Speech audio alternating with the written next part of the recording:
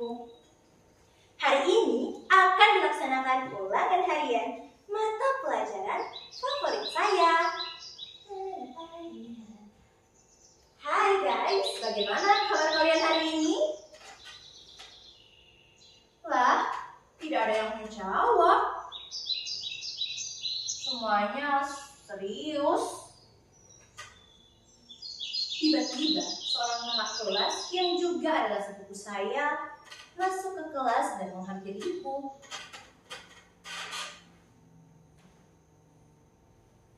Yan, ada info penting nih yang saya mau sampaikan ke kamu. Oh, iya kak, ada apa? Tumben datang berkunjung di kelas saya.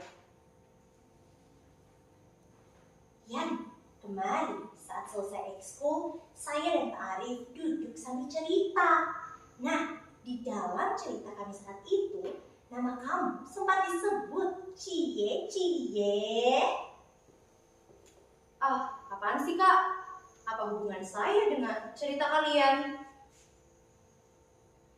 Dengar-dengar, beliau sempat menaruh hati loh sama kamu.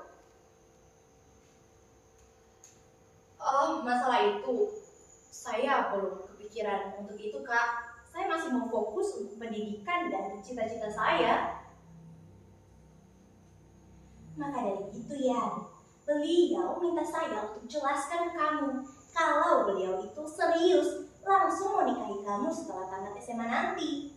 Bahkan, beliau mengatakan mau lamar kamu dulu sebagai ikatan.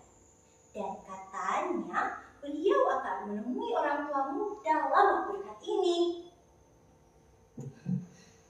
What? Tidak bisa, Kak. Saya masih mau sekolah. Saya mau jadi CEO dulu. Saya akan menyampaikan informasi ini kepada orang tua saya untuk tidak menerima lamaran beliau. Ya, sudah Yan. Yang jelas saya sudah menyampaikan hal ini ke kamu.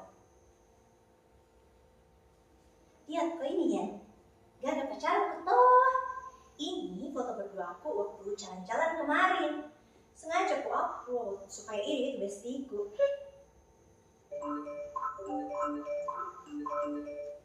Deh kak, tidak takut dimarahin mamamu?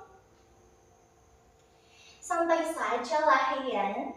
Sekarang sudah era Gen Z, saya kembali ke kelas dulu say.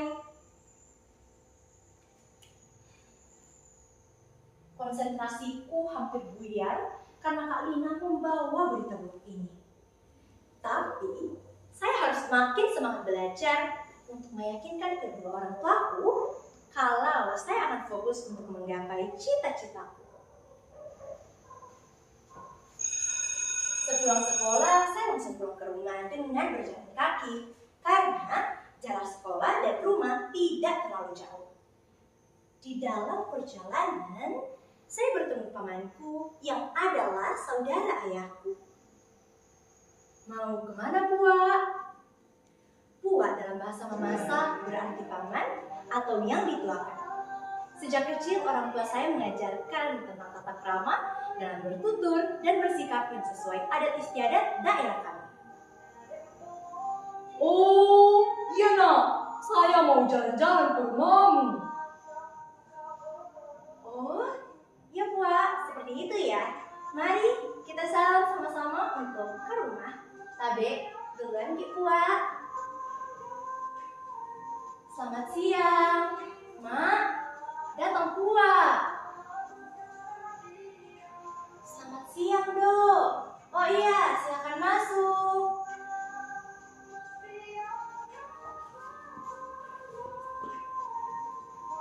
Ibu dan kakak laki-lakiku menyambut kami siang itu. Lalu kami duduk dan berbincang-bincang di luar keluarga. Mak, ada hal penting yang saya mau cerita. Tentang apa, Dok? Tentang Pak Arif, Mak, yang dulu sempat saya ceritakan, Ki. Kak kelasku bilang, Pak Arif katanya mau kan lamar, Mak, tapi saya tidak mau. Wah, kami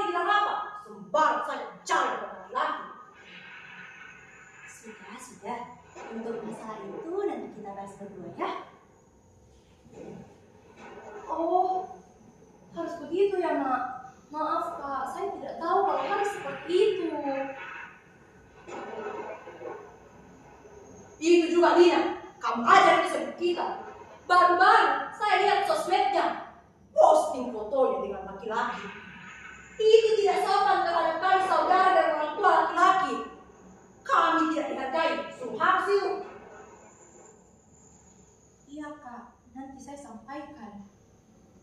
Lalu ayahku ikut berbicara. Benar nak, tradisi yang selalu diajarkan secara lisan turun-temurun menghargai kaum laki-laki dalam kekeluargaan. Perempuan harus menjaga sikap tentang pribadinya. Jangan sampai didengar dan dilihat oleh saudara, orang tua, atau kerabat laki-laki sebelum waktunya.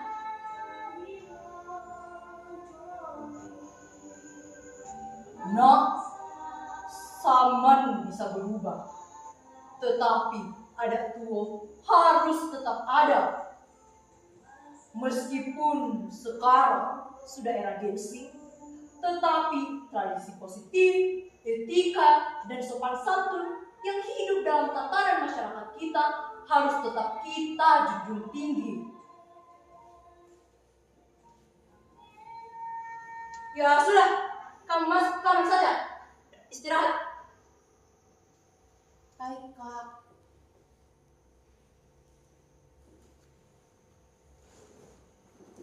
Dari penjelasan para orang tua dan kakak saya mengerti.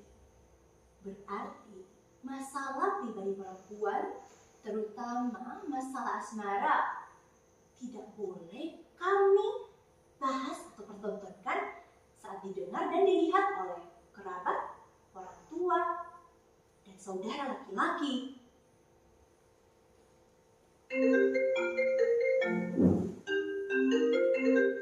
Halo, selamat siang Kak. Halo, selamat siang juga Dek. Bagaimana? Sudah kamu sampaikan hal tadi ke orang tuamu?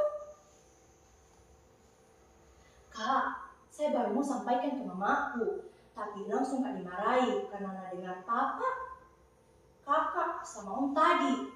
Katanya itu tidak sopan didengar kerabat, orang tua, dan saudara laki-laki.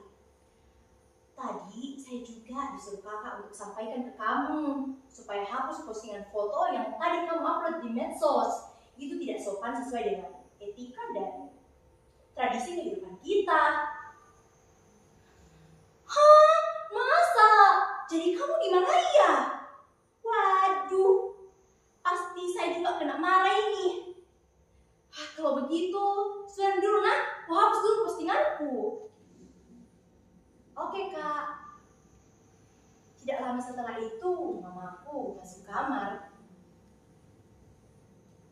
Yani, sudah istirahat nak? Iya, Ma.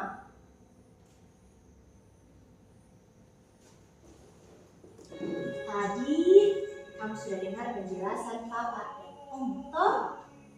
Mama juga salah karena terlambat menyampaikan hal tadi ke kamu.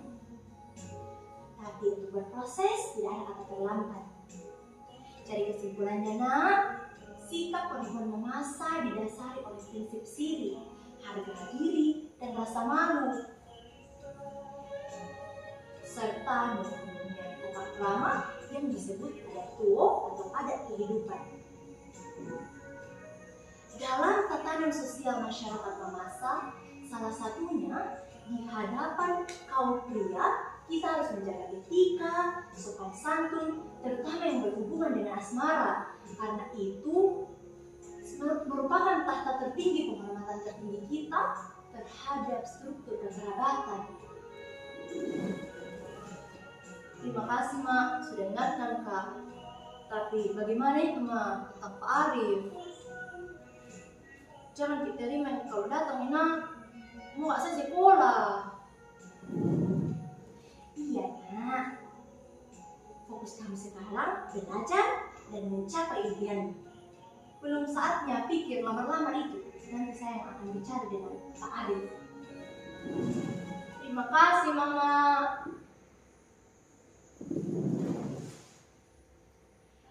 Teman-teman, dari kisah ini mau menyampaikan bahwa penerapan nilai kehidupan adat tua, nilai saling menghargai dan saling menyayangi dalam bahasa Mamasa, Sintayuk, Sikamase, Sirande, Maya Maya. Salah satunya menuntut perempuan untuk bersikap patuh dan menjaga martabat keluarga di hadapan kerabat laki-laki. Contohnya, perempuan tidak boleh membicarakan hubungan asmara secara sembarangan di depan kerabat laki-laki untuk menjaga wibawa dan menghindari kesan tidak sopan. Termasuk di era digitalisasi sekarang, mari kita gunakan media sosial dengan santun dan tetap memperhatikan tradisi yang hidup dalam masyarakat kita. Gen Z, taat etika dan tradisi positif.